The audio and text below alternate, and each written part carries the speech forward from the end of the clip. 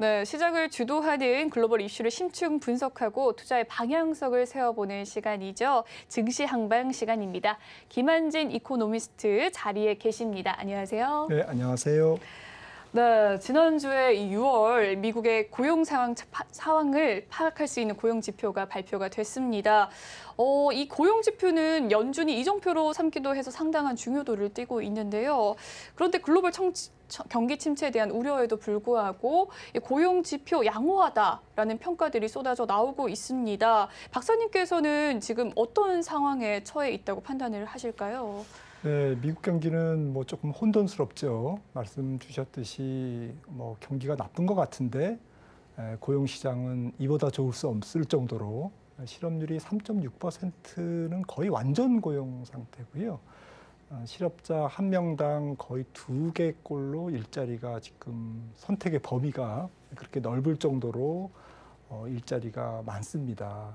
그리고 임금 상승률도 상승 기조에 있고요. 5%대 상승률을 보이고 있기 때문에요. 그래서 좀 고용 지표가 후행 지표이긴 하지만 그래도 이 정도의 고용 컨디션은 앞으로 미국 경제가 좀 둔화되더라도 버퍼, 그러니까 완충 역할을 할 수 있는 충분한 어쨌든 버퍼가 있다. 그래서 미국 경제에 대해서 연준 입장에서는 비빌 언덕이 있다라는 거죠. 경기에 대한 자신감을 지난번 6월 통화정책회의의 그 보고서에서도 좀 확인할 수 있었습니다.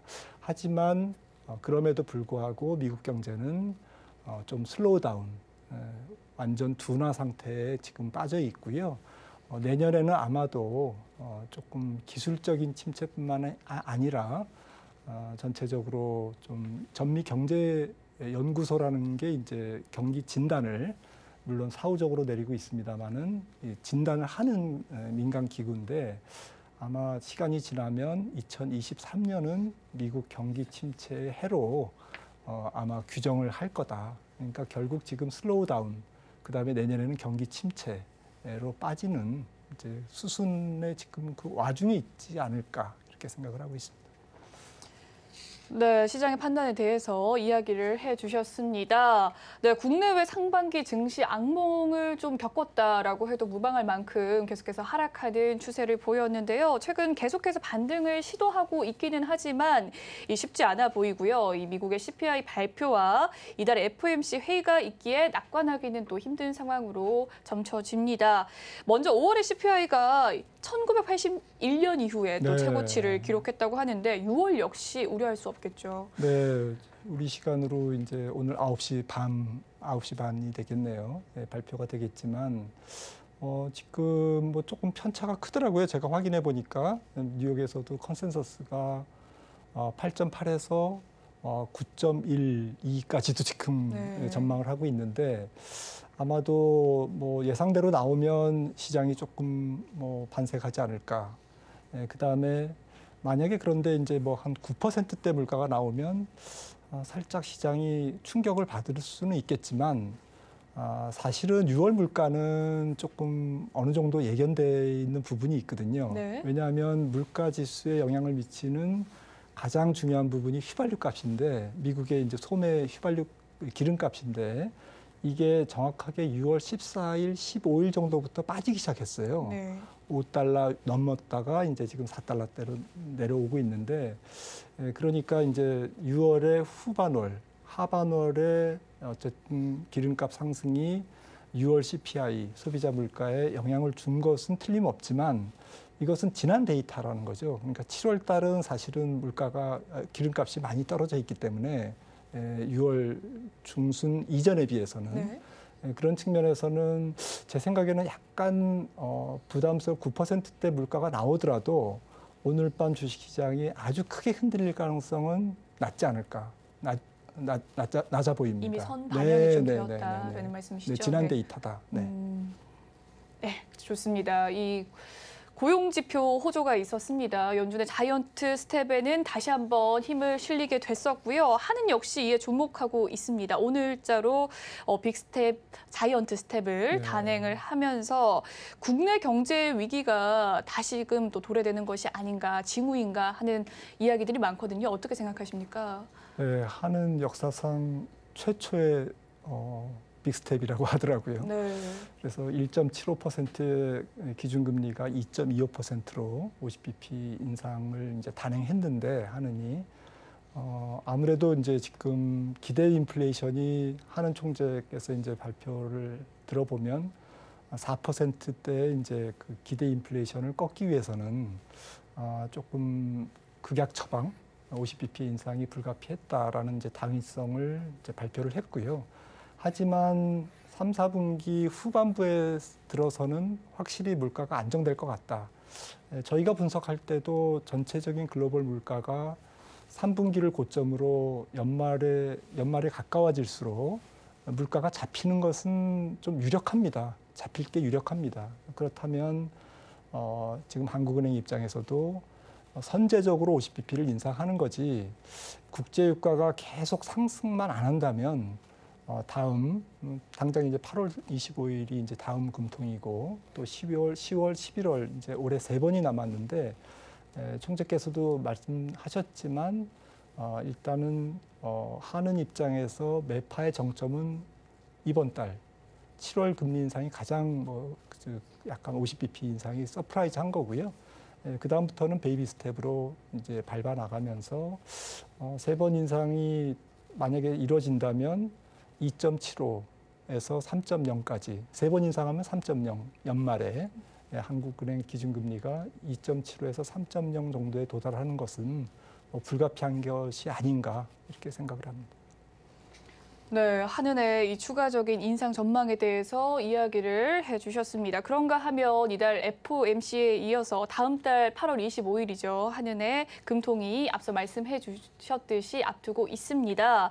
일각에서는 연준의 1%의 인상도 좀 주장을 하고 있는 모습인데요. 울트라 스텝 가능성도 제기가 되는데 연준과 한은의 다음 빅 스텝 어떻게 예견하십니까? 네, 당장 연준의 이달 말 금리 인상이 울트라 스텝 얘기가 나오고는 있습니다만은 제 생각에는 자이언트 스텝일 것 같습니다.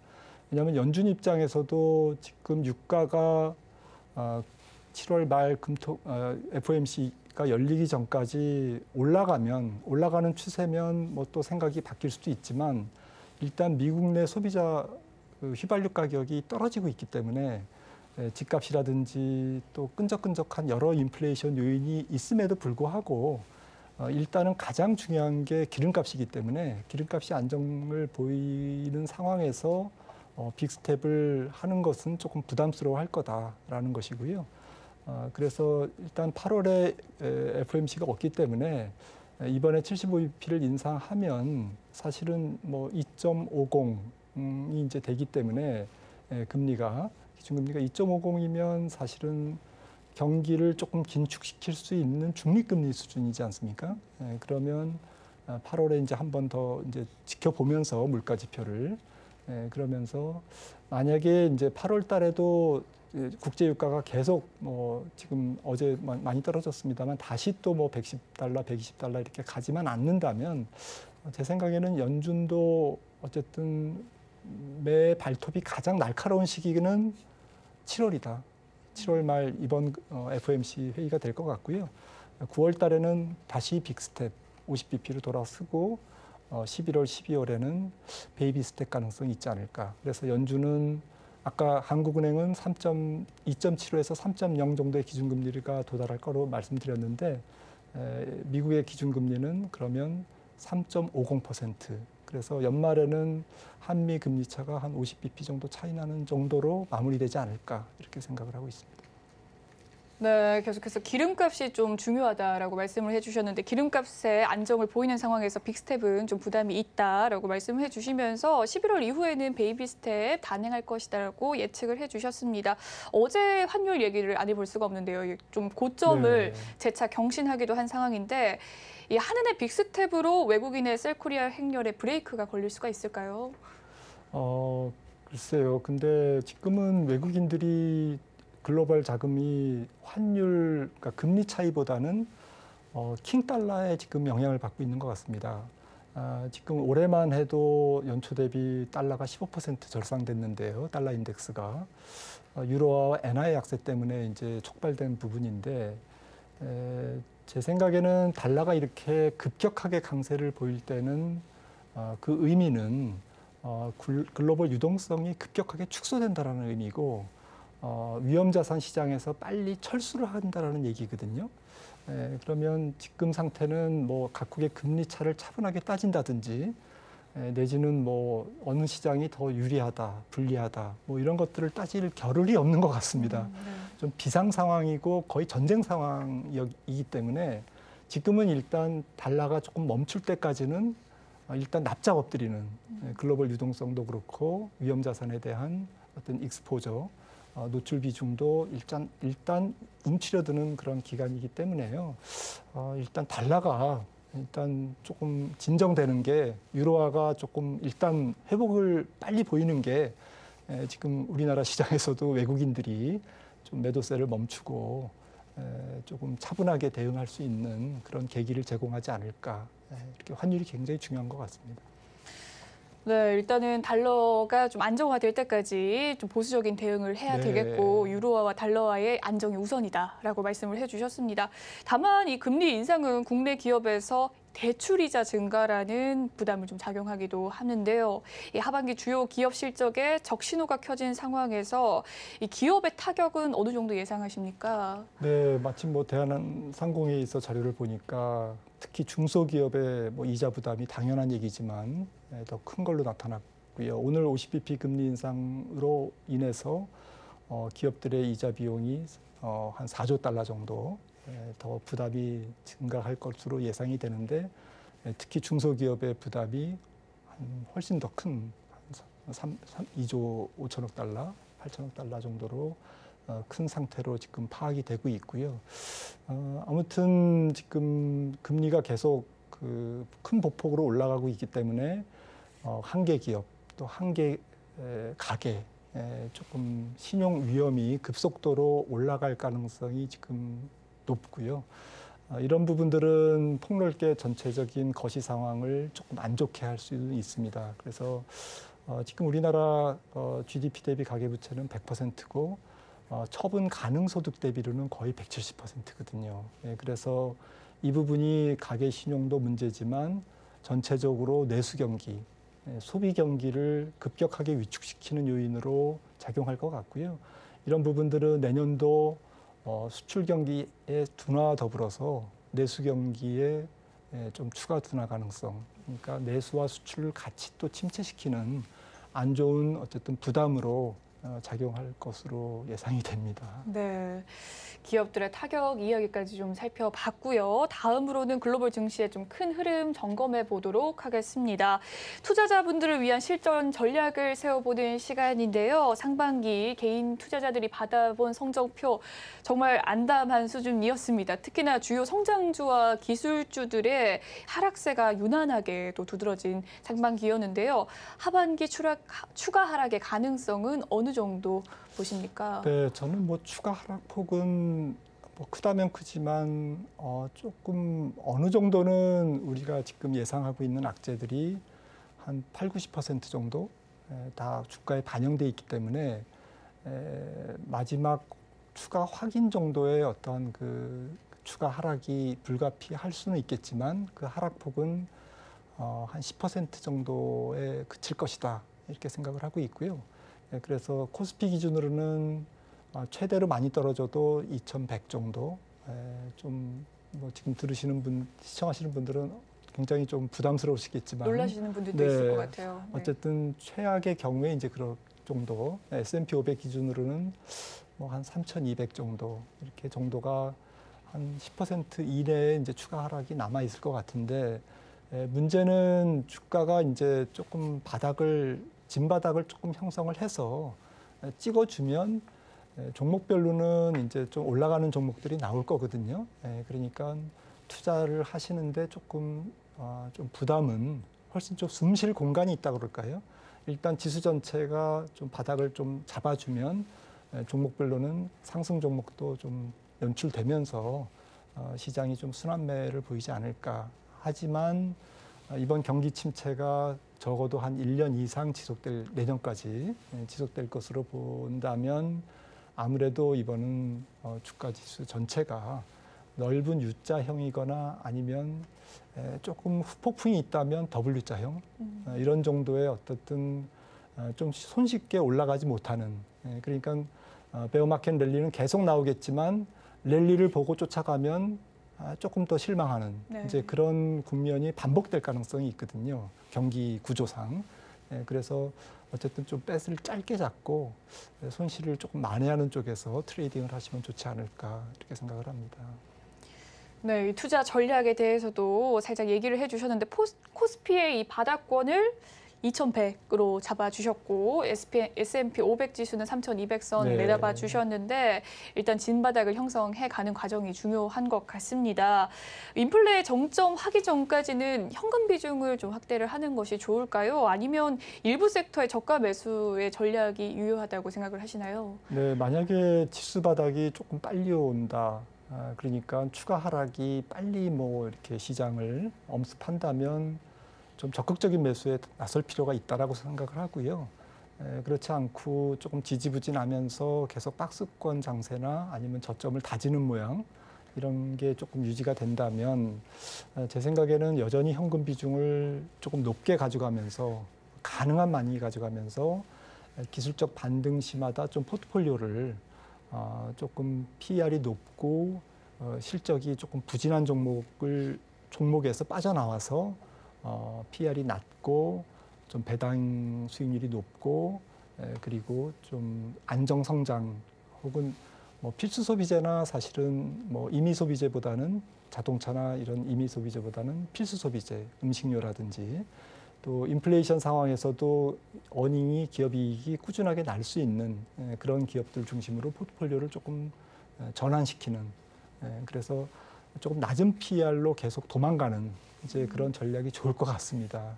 어쨌든 지금 마지막에 지금 하반기에 나타날 박앤세일 주식의 박앤세일 기간에 동참하기 위해서는 현금이 필요하거든요.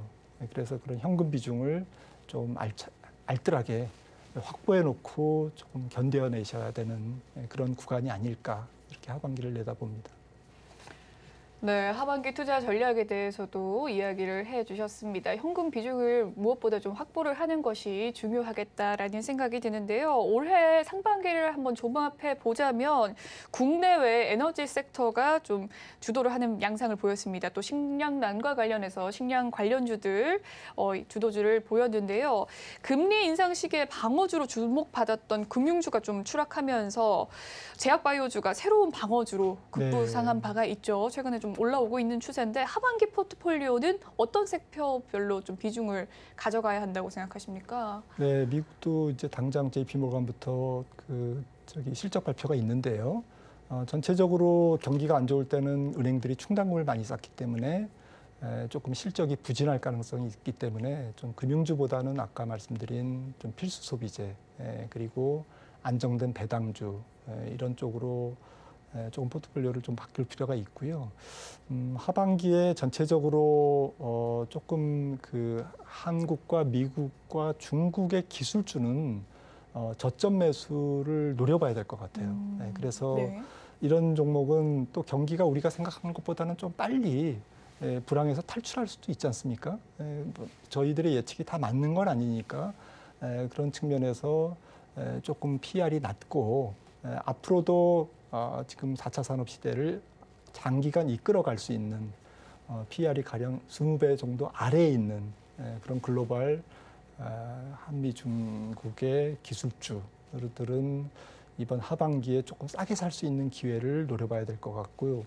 전체적으로 조금 거액 자산이 갖고 계신 분들은 조금 채권 쪽에 어쨌든 채권 금리가 올라가면 채권 가격이 그만큼 싸진다는 얘기니까 네. 좀 만기가 긴 채권을 조금 금리 고점에서 매수할 수 있는 찬스를 노려보는 것이 굉장히 중요한 지금 자산 전략이라고 생각을 합니다. 네, 하반기 섹터 전략에 대해서도 이야기를 해주셨고 한중미 기술주 낙폭과대에서 좀 저점 매수를 고려하라고 네. 하셨는데 혹시 관련된 탑핑 종목 있으십니까? 종목은 제가 좀 자신이 없지만 네. 요즘에는 ETF들이 많기 때문에 우량주 ETF, 우량 기술주 ETF를 조금 공략하시면 좋을 것 같습니다. 네, 우량 ETF, 기술 ETF를 좀 노려보시는 게 좋다라고 말씀을 해주셨는데요. 연초에 이 증권가는 또 우리 증시가 상저하고 양상을 보일 것이라고 전망을 했지만 현재 2008년 금융위기 당시와 비슷한 수준으로 좀 보수적으로 내다보고 있는 상황이거든요. 하반기 핵지 매력도가 높은 투자 대안처로 어떤 것들을 또 고려해보면 좋을까요? 네, 사실은 주가가 많이 떨어져 있기 때문에 hedge보다는 뭐 조금 새로운 시장에 어쨌든 적극적으로 대응할 수 있는 포지션을 모색하는 것이 지금 답일 것 같은데요. 네. 그럼에도 불구하고 뭐 현금 비중을 조금 높게 가져가고 또 금리가 앞으로 이제 경기 침체와 또 통화 긴축의 어쨌든 강도가 앞으로 약해질 거기 때문에 조금 더 비둘기적으로 갈 거고 또 경우에 따라서는 금리를 내년도에 인하할 수도 있거든요. 네. 이제 그런 측면에서 채권 쪽의 어떤 매수 비중을 높이는 게 조금 자연스러운 해지 전략이 아닐까 이렇게 생각을 하고 주가가 많이 떨어진 어쨌든 우량주를 사는 것이 해지 전략보다는 조금 더 적극적으로 시장을 대응함으로써 그동안 손실을 만회할 수 있는 기회를 찾는 게 조금 더 바람직하지 않을까 이렇게 생각을 합니다. 네, 좋습니다. 증권가에서 보수적으로 좀 판단을 한 부분에 있어서 투자 전략 제시해 주셨는데 장기적으로는 우량 채권에 또 매수의 기회가 있으니까 우량 채권을 봐달라라는 말씀을 해주셨고요. 또 배당주와 가치주를 살펴봐야 한다라까지 말씀을 해주셨습니다. 박사님께서 보시기에 이 또 상반기 증시 에너지와 식량난에 대한 이야기가 있었고 또 기술주 다시금 매수를 하라라고 말씀해 주셨는데 에너지 섹터는 이제는 더 이상 올라갈 가능성은 없을까요? 네, 에너지 섹터를 말씀 안 드렸는데 에너지는 조금 적극적으로 줄이시는 게 좋지 않을까. 뭐 상품 자체도 원자재 자체도 그렇고요. 네.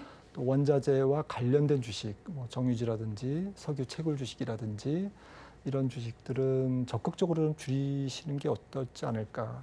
물론 이제 변수가 있습니다. 러시아의 좀 자원 무기화. 네. 그다음에 뭐 가스밸브를 또 유럽으로 가는 가스밸브를 노드스트림 1을 또 잠글 수도 있지 않습니까? 그렇죠. 이달 22일 이후에 이제 재가동될 건데 이런 부분들이 변수로 남아 있습니다만은 이거는 뭐 지정학적 위험이고 저희가 이제 예측할 수 없는 요인인데 이런 부분들은 뭐 그냥 중립으로 생각한다면 제 생각에는 경기 구조와 전체적인 글로벌 경제 구도상 조금 그 원자재주는 좀 적극적으로 줄이는 게 좋지 않을까 이렇게 생각을 합니다.